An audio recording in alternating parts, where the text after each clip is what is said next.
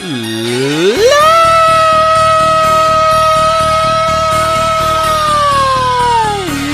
and gentlemen,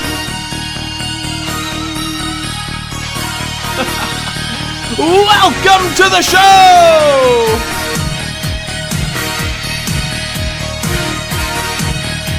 I am your host, Andrew Illy! And this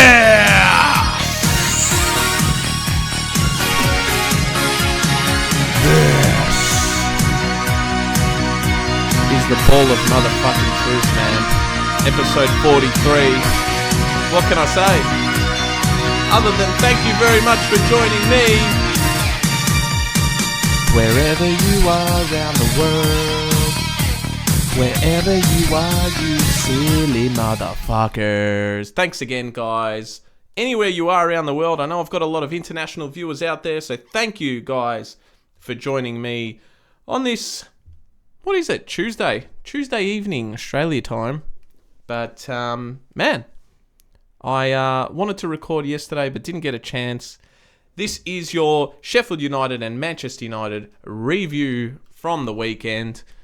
I woke up Sunday morning very early, man, for this one. It was 6 o'clock kickoff for us in Melbourne. And, of course, I get up earlier because I like watching the pre-game stuff. I don't know, that's just me. Not everyone can do it, but I love it, man. Gets you in the mood for the game, builds it up nicely. I flicked the TV on, man. And literally the first thing I saw was they were talking about Sir Bobby Charlton. And I was like, why the fuck would they be talking about Sir Bobby right now? And it just clicked to me automatically. I'm like, something bad has happened here. And sure enough, the hosts of the show I was watching mentioned that he had passed away. And I was just, it woke me up instantly, man, because I was seriously like blurry-eyed, half asleep. And I was shocked. And I was devastated, man. I was absolutely devastated. He's an absolute legend of the club and in football in general, man, Sir Bobby Charlton. A survivor of the Munich air disaster, World Cup winner with England, and voted Player of the Year, Player of Europe, all these countless accolades with United and England. A tremendous career and life. It's very sad, man. I heard he was a true gentleman, and he was always around the club. His presence will be missed absolutely dearly, man. And we send our best wishes and love to the family. Very sad stuff. So Bobby Charlton passes away at 86 years old. So I saw that, man, and yeah, just put a damper on the morning already. But I was looking at the players warming up, and I'm like, this has to be now even more motivation for this game because of Sir Bobby. They had to dig real deep. And it would have affected them, man, because he was always around the club. The players knew him. And yeah, man, it is what it is. It's just something you don't expect prior to a game. So that was shocking. We had a lot of injuries leading up to this one. We had the international break. And man, we have no luck in the health department here. Players going down left, right, and centre. And these games are usually tough right after the international break. And especially against Sheffield, who have not won a game in the Premier League yet. And they've been pretty unlucky not to. Let's be real. So it was a danger game, man. It was a real danger game for us. I was a bit worried. But on the flip side, I was fully expecting 3 points here. No excuse to lose to the bottom side. But then I saw the lineup. And I'm like, holy shit, man. The back four. Diogo Dalot, right back. Maguire, Evans, centre backs. And Lindelof was playing left back. And I was absolutely shocked. I couldn't believe what I was seeing. I'm like, in my head, I'm thinking, and it's a little bit harsh, man, but I don't really want to see these four starting for Manchester United next season. None of them, to be honest with you. But look, the reality of it is, with the owners not selling most of the club, we won't be signing many players, man. Many quality players. Look, Maguire, we spoke about him last week. He had a great game. He got the assist for the winner and had a solid game, and I really wanted him to start this week, and I'm so rapt that he was. Regardless if players are injured or not, man, I didn't care. I wanted him to start because if he was dropped, his confidence levels would have gone back down. So I'm very happy that Ten Hag started him, and he had to, man. He had to. He had no choice. I'd definitely rather Harry and Maguire over Evans and Lindelof playing centre back. So, but we had all of them. We had all of them for this game, man. So look, it is what it is. Let's see how we go, right? So the game starts, man. The first 25 minutes of this thing, we were awful. It was kind of a repeat of the week before, man. We just started off really, really sluggish. Really sluggish. 23rd minute of the game, Andre Onana, who's been under the pump, pulled off a nice save off Archer. He struck one outside the box to the bottom left of the goal. Onana reached down, saved that one. Very nice. We looked sloppy in possession leading up to this point. We were trying to... I don't know what the game plan was, man, but we were second to every ball, which caused us to be on the back foot most of this 25 minutes in the first half and working extra hard to run back. So the fatigue was kicking in early. Hadn't got our second win yet. We also weren't strong enough. And this has been a bad habit for a while now, man. I don't know. Some of the players just look really soft. And it's something we lack. And we're never going to compete for a title if we lack in physicality. And some of these players, man, they're not great at holding the ball up with their body and using their body crucially in crucial moments of the game. I just wasn't seeing enough. We need cuntness. It's a thing, man. It really is. We just need some hard nuts in there. Don't have enough of them. Anyway, man. After that Archer shot that Onana saved against the run of play, Scotty McTominay, the hero of last week, popped up and scored another goal, and we were up 1-0 out of nowhere. Crazy scenes. Dalot started this attack down the right. Very good stuff. Played a 1-2 with, I think it was Anthony, and he whipped it across the box. It went too far for Højlund, but I think Rashford picked it up on the other side. Square ball back to Lindelof. Lindelof found Bruno on the 18-yard box. Bruno has chipped it to Scott McTominay, who's in the box. Man, Scott McTominay, this was way harder than it looked. He was moving away from goal, chested the ball up to himself, and then volleyed it bottom right-hand corner, first time.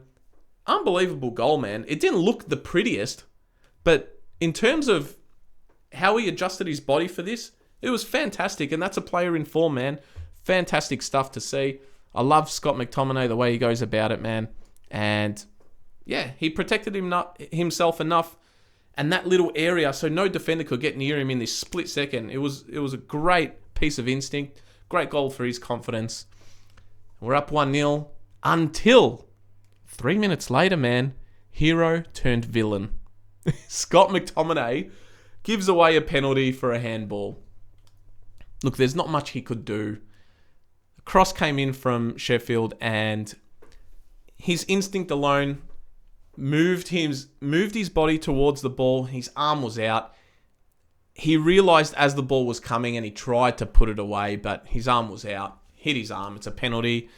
They're not going to overrule that one, VAR. I think it did get checked by VAR for I don't even know what reason, but look, these ones, I don't know, man. Back in the day, they probably wouldn't pay it, but it's a penalty. In my eyes, it was a penalty. Whatever. Got to deal with it. McBurney stepped up for Sheffield and blasted this thing, man. It was a fantastic penalty. Top right-hand corner. I think it hit the post on the way in. Andre Onana had absolutely no chance. No chance at all. Scores 1-1. McTominay scores, then later gives the penalty away just a few minutes later, and we're square again. Rasmus Højlund probably should have scored moments later, man. Dalot again, crossed the ball to Rashford. First time, brilliant low cross by Rashford. Across a 6-yard line where Højlund outstretched his leg. Just missed it, man, by about a few centimetres. Could have been a great response. Moments later, Bruno Fernandes hits the bar from a free kick. I thought that was in. I got off my seat for that one because we rarely score free kicks anymore. So I was gutted that didn't go in. And then to close out the half, man, Hoyland had another chance, but a great save produced by Fotheringham. Close range, stuck his hand out. Great save there. Half time, it was 1-1. And I don't know, man. I wasn't very impressed, but after that first 25 minutes, like I said, we settled a bit and we were playing some decent footy. It was a shame that we gave away that goal, but we scored against the run of play. So it was probably a fair result at halftime, 1-1. Second half, I thought we might see some changes early, but Ten Hag didn't at this stage. Onana had an early save to make from a Norwood effort right outside the box. And then moments later again, saved another one from outside the box. This ball was moving side to side and he had to make the save. It looked like it should have been an easy save, but the ball was swerving all over the place, man. So a nice double save early to start the half. Marcus Rashford missed one by 1 centimetre with a left foot shot inside the box. That could have put us in front. We should have hit the lead through Rashford again, actually. Keeper made an awful mistake, and Rashford basically was one-on-one with a defender. He was scrapping backwards. He should have had a shot because the goal was kind of open, but he didn't. He decided to pass it to Hoyland, who had the ball went behind him, and we scruffed it in the end. But that was a shame. I was tearing my hair out there with Marcus because his confidence levels for Manchester United aren't there yet. It is a long season. I'm sure he just needs a goal or two, man, for the club level to get his confidence back up and his form back. So Ten Hag, after this, made 3 changes. Took Hoyland off. And I was absolutely shocked. Because he was actually doing all right, man. He's one player who can hold the ball up for us. Not many other players can do it. And I don't know, man. For me, I wouldn't have taken him off this early because the person that was replacing him, Martial, it just gives me no faith that we're going to score.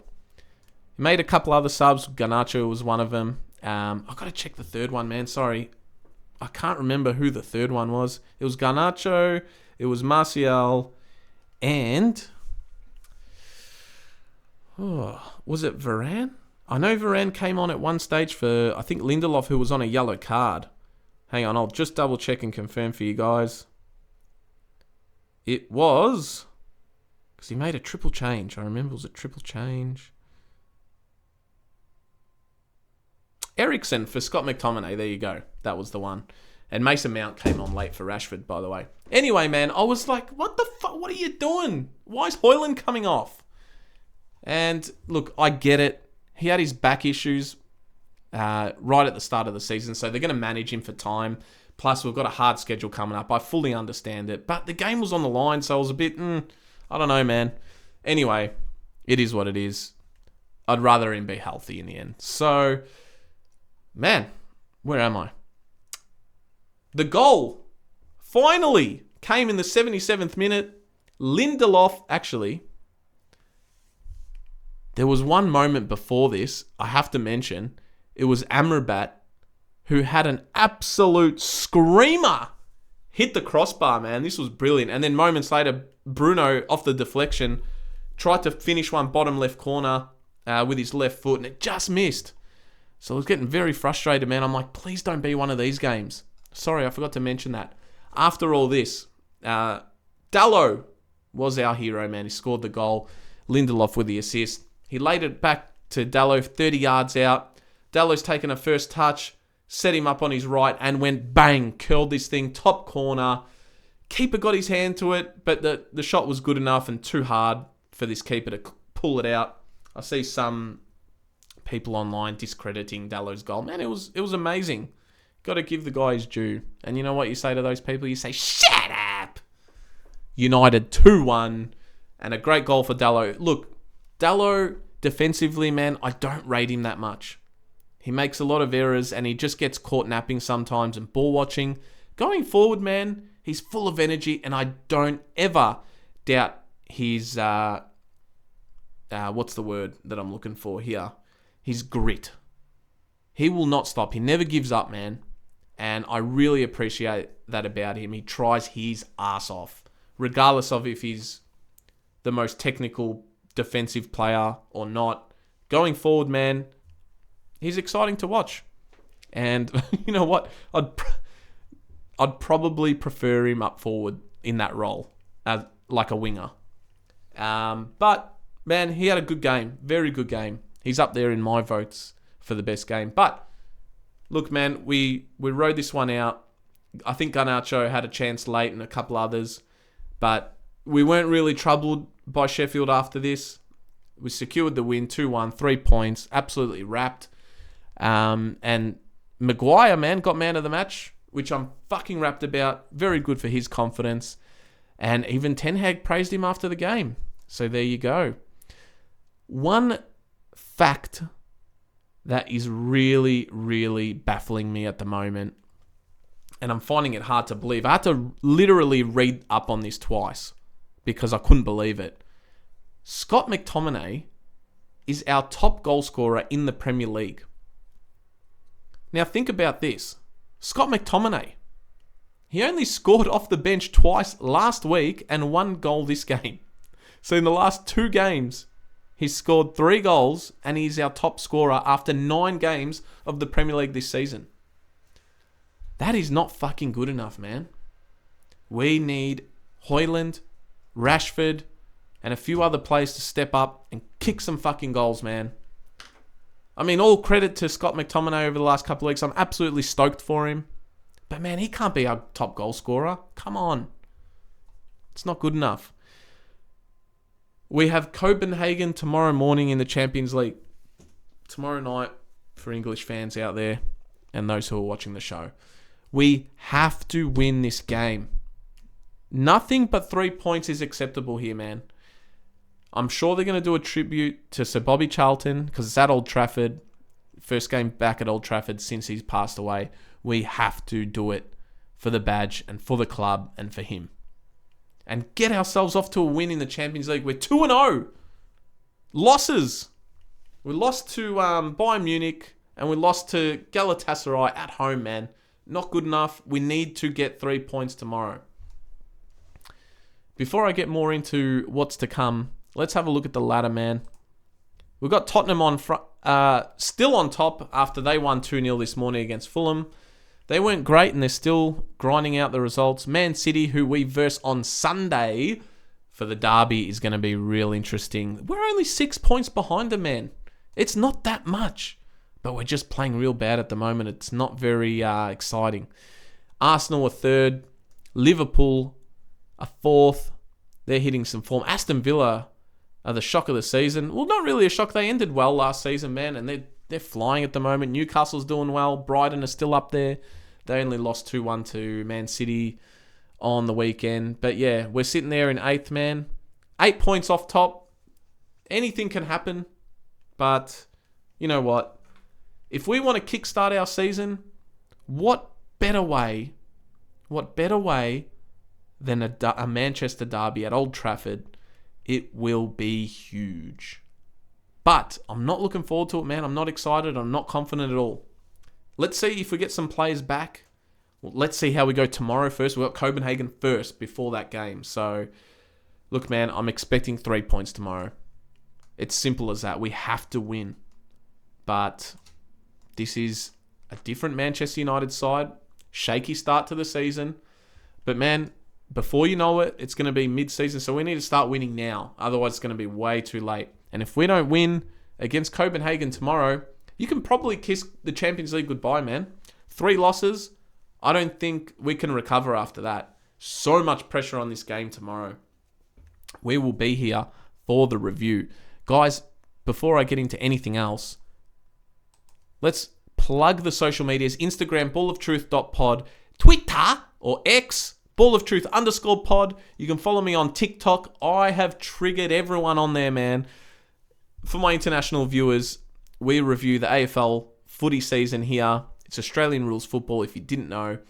and a lot of my reviews are on the Carlton games because I'm a massive Carlton supporter.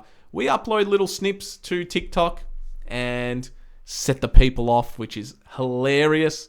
You got a lot of morons on there, man, so it's great stuff. If you want to check it out, man, Ball of Truth on TikTok. I don't use that shit. I fucking hate it, man, but it's good social media coverage for me and for the channel, and I let the missus, the social media guru, handle all that stuff, man. I just read the comments and laugh my ass off. There's a lot of trolls on there. I'm one of them, apparently, and I triggered the Brisbane supporters. Go read the comments there. They are fucking retarded, man. They don't know what they're talking about. They don't watch a show, obviously. They just got triggered because I called the Gabba a piece of shit, basically. But it's good stuff, man. I have a good laugh out of there. It's all love in the end. It's all love, man. But go check it out. And of course, guys, subscribe to the channel. If you're watching it for the first time, get on board. We did well with our episode last week. It's probably the most views we've had in a long time. I think Manchester United one's obviously because it's a global game. They do more. So get on it, guys. Hit the thumbs up. Click the bell for all notifications. Let's get this ball rolling, man. Plenty of content out there. Go through the channel, man. Go through all the old reviews if you want. And like I said, we're going to upload the mini clips to like TikTok and Instagram and all those ones as well. Follow me on Facebook. It's all the same, man. Just type in Ball of Truth, Andrew Illy, you'll find me. You'll probably find me on IMDb. Finally, I got added to there as well. So congratulations to me. That's from my acting days, man. Which I still do. That is, again, the social media stuff, guys. Thank you again for joining me and listening in. And let's get those views and subscribers up. Let's expand this channel, man. It helps it out. Promote it. Do anything you want. Put a comment in there. I'll always reply, guys. And that's pretty much it from me, man. I still want to review the David Beckham documentary, which is coming up. I'm going to upload that one soon. But other than that, man, stay tuned for the United and Copenhagen review. And then the big Manchester derby as well on Sunday, which we'll do on the Monday. Because it'll be early as fuck here in Melbourne. So, guys, that is it from me. I hope I haven't forgotten anything. But thank you again for watching. Adios. Love you all. Goodbye.